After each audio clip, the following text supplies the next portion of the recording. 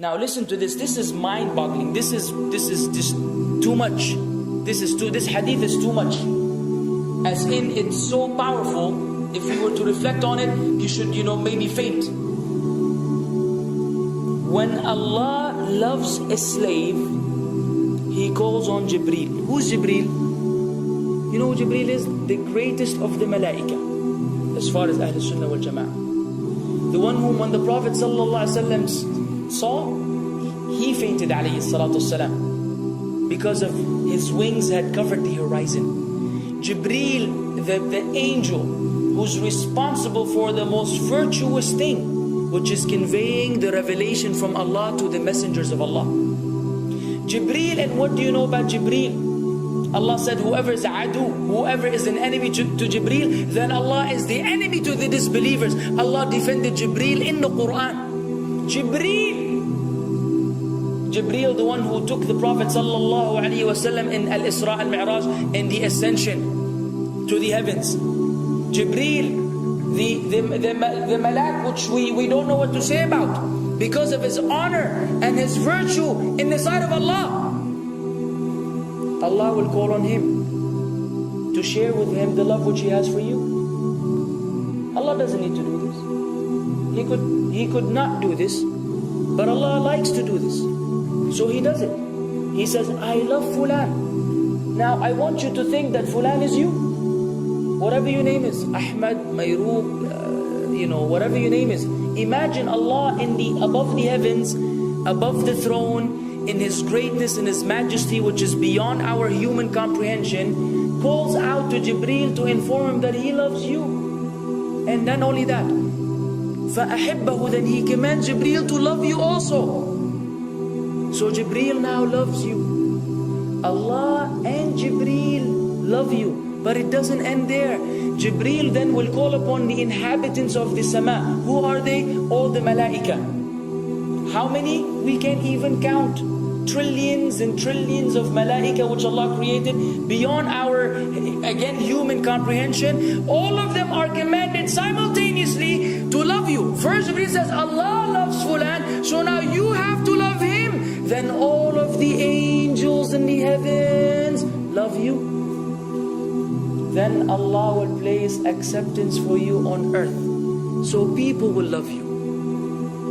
Not everyone. You may be saying, why do I have enemies? People who love the Sunnah will love you. The people who love Allah and His Messenger will love you. The people who are upon the correct aqidah and methodology will love you. Other people may hate you because of a problem in them, not because of a problem in you.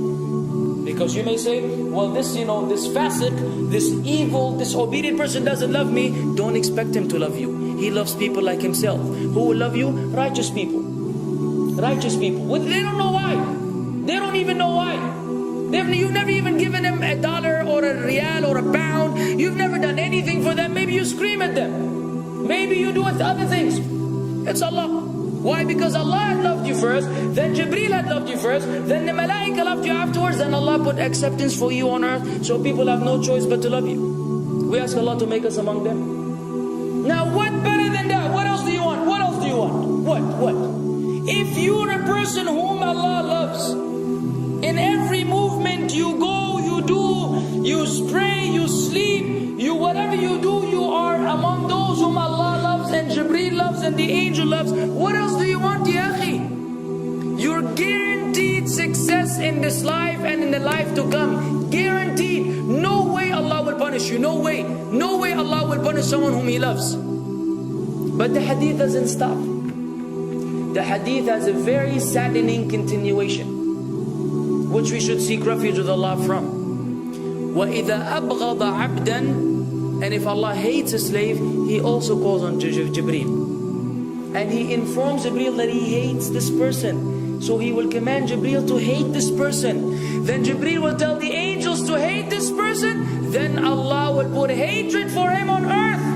La ilaha illallah. Imagine you walking upon the planet, the face of the earth which Allah created, while Allah hates you, and the angels hate you, and Jibreel hates you, and the righteous people hate you.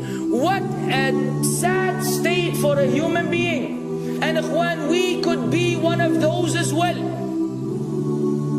If you are prideful, arrogant, you are qualified for this hatred, because Allah does not love kulla mutakabbirin jabbar. Allah does not love the arrogant, the prideful. If you go against the sunnah, then Allah does not love those who go against the sunnah.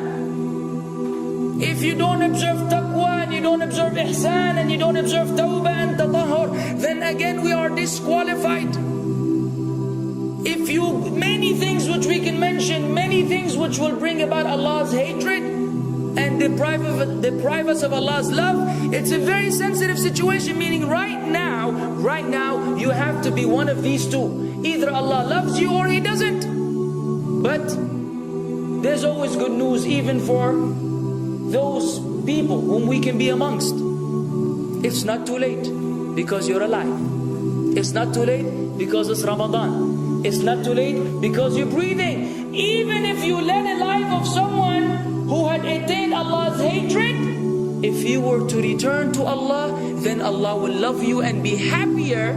He will be so happy with your tawbah than a man who lost his mount in the desert. Upon it was his food and his drink, and then he waited under a tree for death. And all of a sudden he opened his eyes and he sees his camel or his horse or whatever that was right in front of him. And he gets so happy, he said, Allahumma anta abdi wa ana rabbuka. Oh Allah, you are my slave and I am your Lord.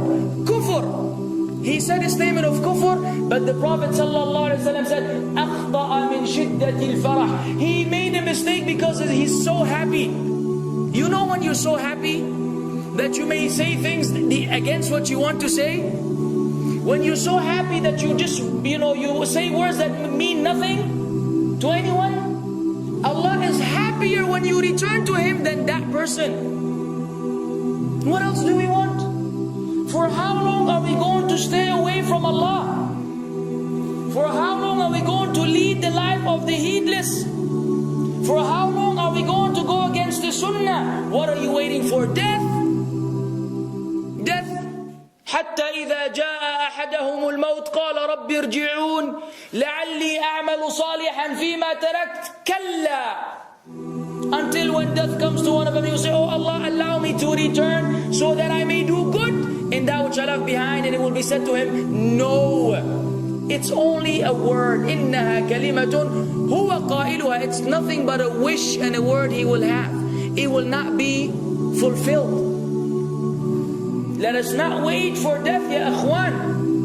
If each one of us here, by Allah, if each one of us here acted upon the sunnah, lived according to the sunnah, and invited people to the sunnah, and enjoyed what is good, and forbade what is evil, wallah, we will make a major change in the city in which we live.